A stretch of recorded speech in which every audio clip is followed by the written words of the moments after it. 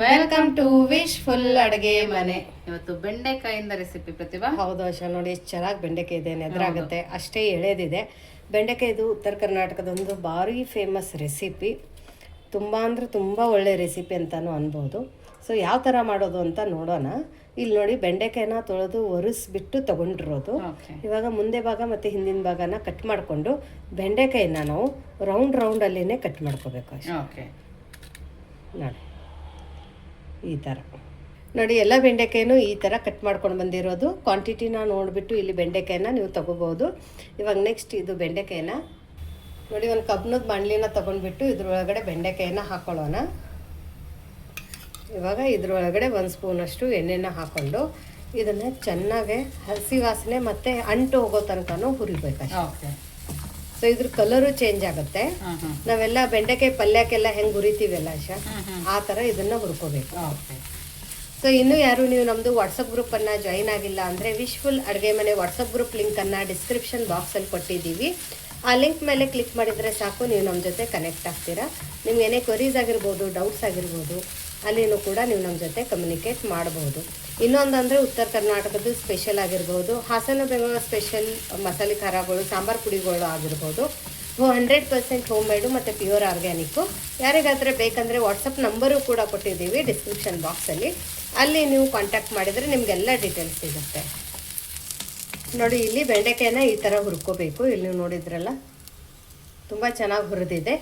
ಎಲ್ಲ ಲಾಳಿ ಏನಿರುತ್ತಲ್ಲ ಆಶಾ, ಎಲ್ಲ ಹೋಗಿದೆ ನೋಡಿ. ಇವಾಗ ಇದನ್ನ ತಣ್ಣಗಾಗೋಕೆ ಪಕ್ಕಕ್ಕಿದ್ದೋಣ. ನೋಡಿ, ಇಲ್ಲಿ ಒಂದು 5 ರಿಂದ 6 ಹಸಿಮೆಣಸಿನ್ಕಾಯಿನ ತಗೊಳ್ಳೋಣ. ಹಸಿಮೆಣಸಿನ್ಕಾಯಿ ಖಾರ ಜಾಸ್ತಿ ಇದೆ ಅಂದರೆ ಕಡಿಮೆ ತಗೊಳ್ಳಿ, ಖಾರ ಕಡಿಮೆ ಇದೆ ಅಂದರೆ ಜಾಸ್ತಿ ಹಾಕ್ಕೊಳ್ಳಿ.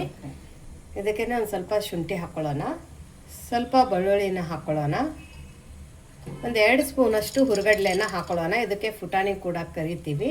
ನೋಡಿ, ಇದು ಬೇಕಂದರೆ ಹಾಕೋಬಹುದು, ಬೇಡ ಅಂದರೆ ಸ್ಕಿಪ್ ಮಾಡ್ಕೋಬಹುದು. ಬಟ್ ಹಾಕಿದರೆ ಟೇಸ್ಟ್ ಮಾತ್ರ ತುಂಬ ಸಖತ್ತಾಗಿ ಬರುತ್ತೆ. ಸ್ವಲ್ಪ ಕೊತ್ತಂಬರಿ ಸೊಪ್ಪನ್ನು ಹಾಕ್ಕೊಳ್ಳೋಣ. ಇದಕ್ಕೇನೆ ಕರಿಬೇವು ಕೂಡ ಹಾಕ್ಕೊಳ್ಳೋಣ.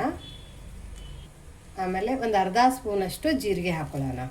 ಇದೆಲ್ಲನೂ ನೀವು ಬೇಕಂದರೆ ಮಿಕ್ಸಿಯಲ್ಲಿ ಹರ್ಕೋಬಹುದು ಅಥವಾ ಒಳಕಲ್ಲಲ್ಲಿನೂ ಕೂಡ ರುಬ್ಕೋಬಹುದು. ಆದಷ್ಟು ಒಳಕಲ್ಲಲ್ಲಿ ರುಬ್ಕೊಂಡ್ರೆ ರುಚಿ ತುಂಬ ಚೆನ್ನಾಗಿ ಬರುತ್ತೆ. ಸೊ ಇದನ್ನು ನಾವು ಇವಾಗ ರುಬ್ಕೊಂಡು ಬರ್ತೀವಿ. ನೀರು ಹಾಕೋಬಾರ್ದು, ಇದೇ ಥರ ರುಬ್ಕೊಂಡು ಬರಬೇಕು. ನೋಡಿ, ಬೆಂಡೆಕಾಯಿ ಮಸಾಲ ಈ ಥರ ರುಬ್ಕೊಂಡು ಬಂದಿರೋದು ಎಷ್ಟು ಚೆನ್ನಾಗಿ ರುಬ್ಬಿದೆ ಅಂದರೆ, ತುಂಬ ಸಣ್ಣನೂ ಮಾಡ್ಕೊಂಡಿಲ್ಲ, ಸ್ವಲ್ಪ ತರಿ ಹಂಗೇನೆ ಇದೆ. ಯಾಕಂದರೆ ನೀರು ಹಾಕೊಂಡಿಲ್ಲಲ್ಲ ಶಾವಿಗೆ. ನೋಡಿ, ಮಸಾಲೆ ರೆಡಿ ಇದೆ. ಇವಾಗ ಈ ಮಸಾಲೆನ ನಾವು ಪಕ್ಕಕ್ಕಿಡೋಣ. ಇವಾಗ ನೋಡಿ, ಒಂದು ಬಾಣಲಿಯಲ್ಲಿ ಇಲ್ಲಿ ಮೊಸರನ್ನ ತಗೊಂಡಿರೋದು, ಫ್ರೆಶ್ ಮೊಸರೇ ತಗೋಬೇಕು. 1.5 ಕಪ್ಪದಷ್ಟು ಇಲ್ಲಿ ನಾನು ಮೊಸರನ್ನ ಹಾಕೊಂಡಿರೋದು. ಮೊಸರು ಒಂದು ಸ್ವಲ್ಪ ಗಟ್ಟಿ ಇರೋದ್ರಿಂದ ಇಲ್ಲಿ 1 ಕಪ್ಪದಷ್ಟು ನೀರನ್ನು ಹಾಕೋತಾ ಇದ್ದೀನಿ. ಅಕಸ್ಮಾತ್ ಮೊಸರು ಗಟ್ಟಿ ಇಲ್ಲ ಅಂದರೆ ಅರ್ಧ ಕಪ್ಪದಷ್ಟೇ ನೀರನ್ನು ಹಾಕೊಳ್ಳಿ. ಇವಾಗ ಈ ಮೊಸರನ್ನ ನಾವು ಬೀಟ್ ಮಾಡ್ಕೊಳ್ಳೋಣ. ನೀವು ಬೇಕಂದರೆ ರವೆಯಿಂದ ಕೂಡ ಇದನ್ನ ಬೀಟ್ ಮಾಡ್ಕೋಬಹುದು. ಇಲ್ಲ ಅಷ್ಟು ನಮ್ಮ ಹತ್ರ ಟೈಮ್ ಇಲ್ಲ ಅಂದರೆ ನೀವು ಮಿಕ್ಸರಲ್ಲಿನೂ ಕೂಡ ಬೀಟ್ ಮಾಡ್ಕೋಬಹುದು. ಯಾಕಂದ್ರೆ ಇದು ಕಣ್ಣಿ ತರ ಇರಬಾರ್ದು ಆಶಾ, ಚೆನ್ನಾಗಿ ಬೀಟ್ ಆಗಬೇಕು. ಹೌದು. ನೋಡಿ, ಇದನ್ನ ಈ ತರ ಬೀಟ್ ಮಾಡ್ಕೊಂಡಾಗಿದೆ, ತುಂಬಾ ಚೆನ್ನಾಗಿ ಬೀಟ್ ಆಗಿದೆ. ಸೊ ಇವಾಗ ನೆಕ್ಸ್ಟ್ ಇದನ್ನ ನಾವು ಇವಾಗ ಇದ್ರೊಳಗಡೆ ರುಚಿಗೆ ತಕ್ಕಷ್ಟು ಉಪ್ಪನ್ನು ಹಾಕೊಳ್ಳೋಣ.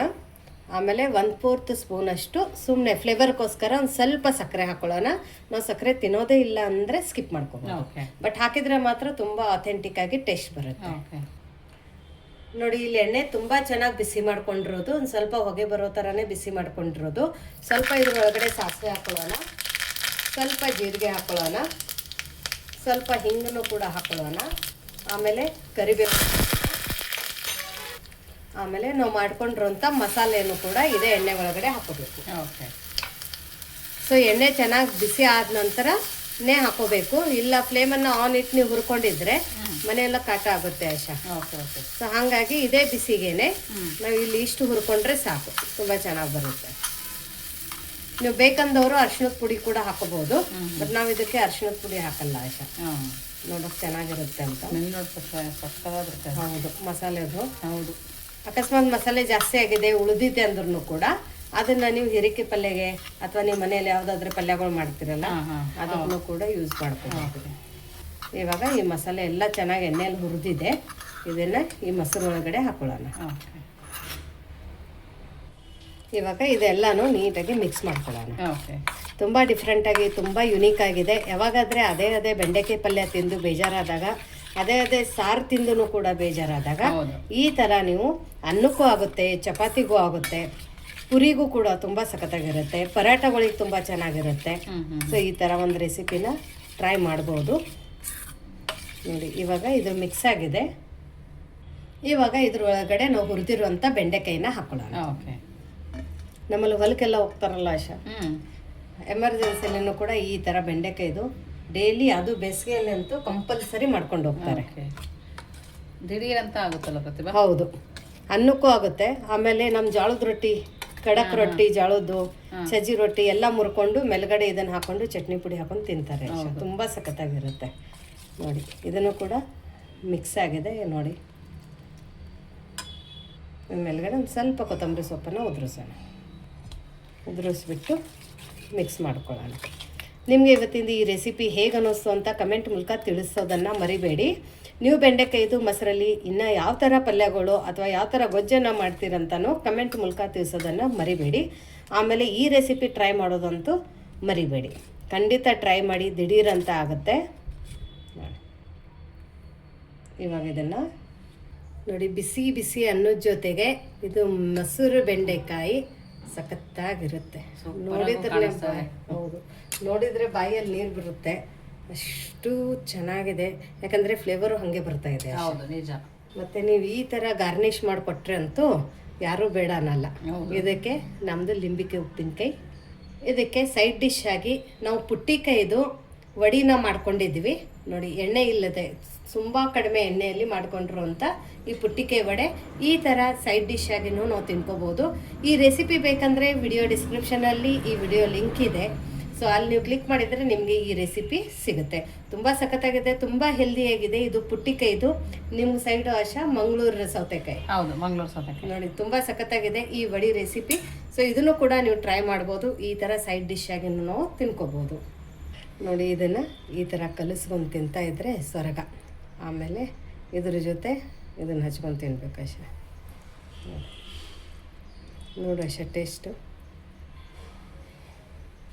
ತುಂಬ ಚೆನ್ನಾಗಿರುತ್ತೆ, ತುಂಬ ಸಖತ್ತಾಗಿರುತ್ತೆ.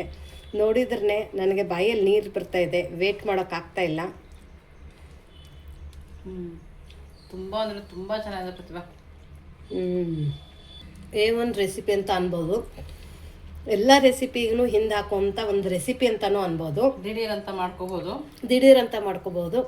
ಅದ್ರ ಜೊತೆ ಇದು ವಡಿ ಇದೆಯಲ್ಲ ಸೈಡ್ ಡಿಶ್ಶು, ತುಂಬ ಸಖತ್ತಾಗಿದೆ. ತುಂಬ ಅಂದರೆ ತುಂಬ ಚೆನ್ನಾಗಿದೆ. ಒಂದು ಸರ್ತಿ ನೀವು ಟ್ರೈ ಮಾಡಿ ಅಂತ ಹೇಳೋಕೆ ಇಷ್ಟಪಡ್ತೀನಿ. ಮತ್ತು ಖಂಡಿತ ಟ್ರೈ ಮಾಡಿ ಅಂತಲೂ ಹೇಳ್ತೀನಿ, ಯಾಕಂದರೆ ಅಷ್ಟು ಒಳ್ಳೆ ರೆಸಿಪಿ. ಸೊ ನಿಮಗೆ ಇದು ಒಂದು ಸರ್ತಿ ಮಾಡ್ಕೊಂಡು ತಿಂದರೆ ಪದೇ ಪದೇ ಮಾಡ್ಕೊಂಡು ತಿಂತೀರಾ. ಮತ್ತೆ ಸಿಗೋಣ ನಾವು ಇದೇ ಥರ ಹೊಸ ರೆಸಿಪಿ ಜೊತೆ. ಇನ್ನೂ ನೀವು ನಮ್ಮ ಚಾನೆಲ್ನ ಲೈಕ್ ಮಾಡಿಲ್ಲ ಅಂದರೆ ಲೈಕ್ ಮಾಡಿ, ಶೇರ್ ಮಾಡಿ, ಸಬ್ಸ್ಕ್ರೈಬ್ ಮಾಡೋದನ್ನು ಮರಿಬೇಡಿ. ನಿಮಗೆ ಈ ರೆಸಿಪಿ ಇಷ್ಟ ಆಗಿದ್ರೆ ನಿಮ್ಮ ಫ್ಯಾಮಿಲಿ ಫ್ರೆಂಡ್ಸ್ಗೂ ಕೂಡ ಶೇರ್ ಮಾಡೋದನ್ನು ಮರಿಬೇಡಿ. ಯಾಕಂದರೆ ತುಂಬ ಇನ್ಸ್ಟಂಟು, ದಿಢೀರ್ ರೆಸಿಪಿ, ಈಸಿ ರೆಸಿಪಿ, ಕಡಿಮೆ ಇಂಗ್ರೀಡಿಯೆಂಟ್ಸಲ್ಲಿ ಮಾಡ್ಕೊಳ್ಳುವಂಥ ಒಂದು ರೆಸಿಪಿ ಅಂತಲೂ ಅನ್ಬೋದು. ಮತ್ತೆ ಸಿಗೋಣ ನಾವು ಇದೇ ಥರ ಹೊಸ ಉತ್ತರ ಕರ್ನಾಟಕದ ಈಸಿ ರೆಸಿಪಿ ಜೊತೆ ನಮ್ಮ ವಿಶ್ ಫುಲ್ ಅಡುಗೆ ಮನೆಯಲ್ಲಿ. Thank you.